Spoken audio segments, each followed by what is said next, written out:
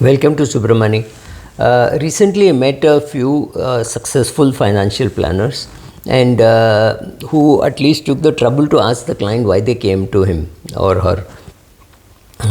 So I asked them, why do clients really come to you?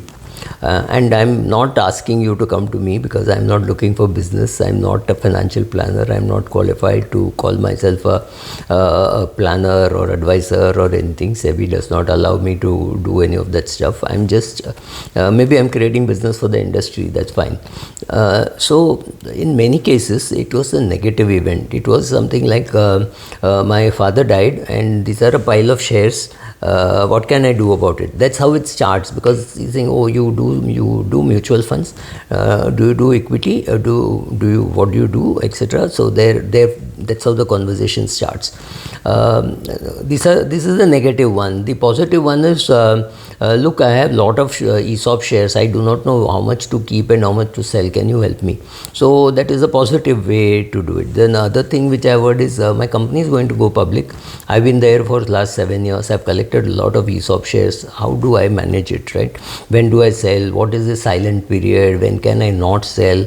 Am I a person who is impacted by that? They have no clue, and very few companies do this kind of training, which is very surprising. But of course, if you're opened a demat account with your bank and you're working in a bank or you're working in a company associated with the bank, chances are that during that period your shares will be locked, so you won't be able to sell. But if you are not, then it's scary. Also, if you are a significant employee in a company, or you're on the board of another company, like say I'm on the board of an insurance company, suppose.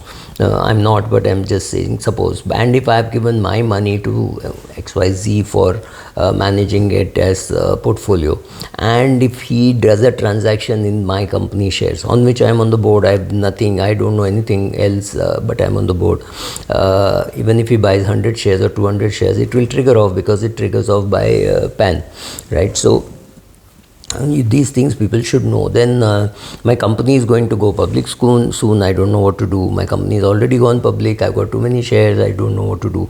I've gone through an IPO. Now I've got a lot of shares. I don't know what to do. My daughter is going abroad and I need to pay for her education. That will cost about 2 crores. And I have, my net worth is about 6 crores. Okay. But out of the 6 crores, 3 crores is my house, right? So these kind of questions when people have, they don't know whether they can afford to bear that cost of foreign education.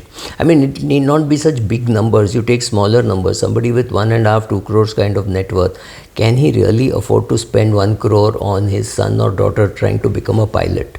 Right, it is expensive. So the question is, what are you going to say? Are you going to say, no, I cannot disappoint my son, he's my only son, so I will pay for it, or she is my only daughter, so I will have to spend so much on her wedding? So these are all questions which, if you don't know how to answer, you go to a financial planner and say, look, the financial planner is saying we can't afford this, right? So that also happens.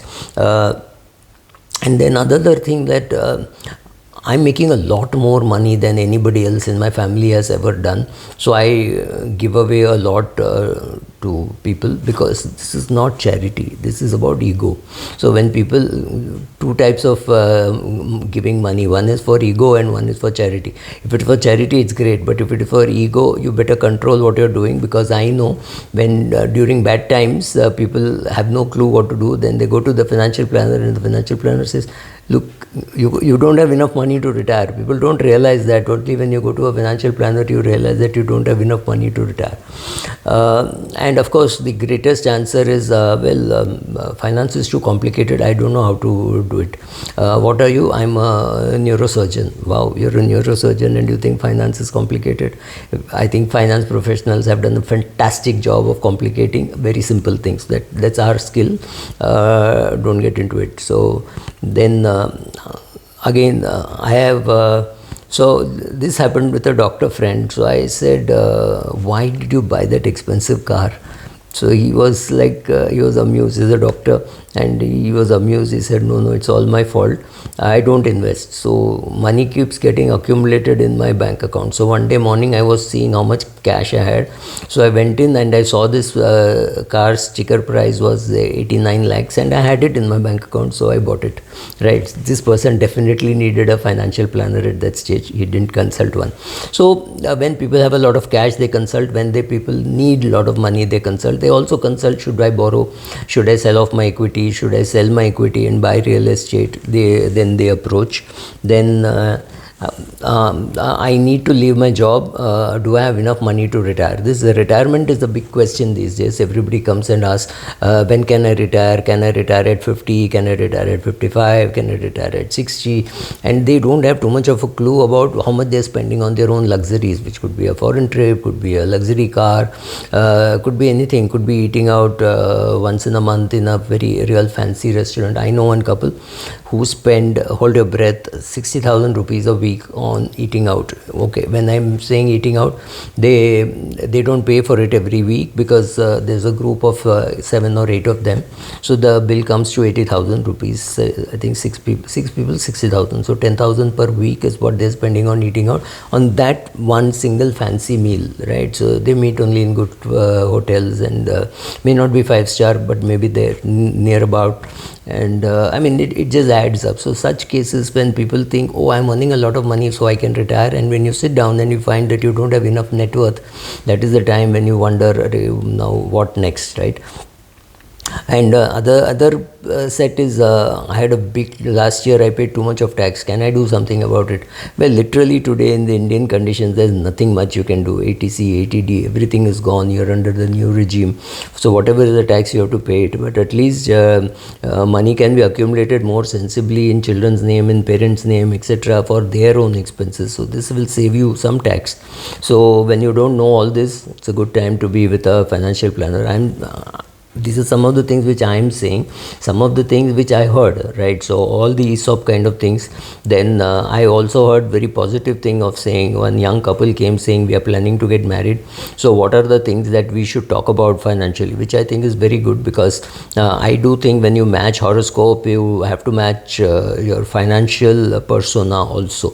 Because if the guy is a big spender and the girl is not a big spender, or vice versa, or the reverse, whatever happens, then it's better that you talk about it, clarify, and be better prepared for what is going to happen to you ahead.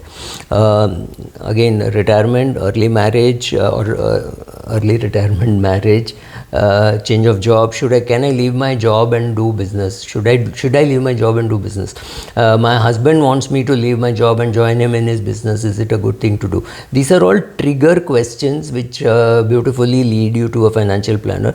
If you are in any such situation, please ask the financial planner before you do.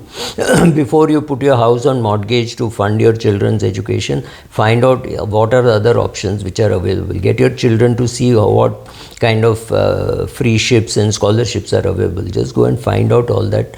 And for all that, if you need help, go to a financial planner. Yeah, any financial planner, not me. I am not one. Thank you.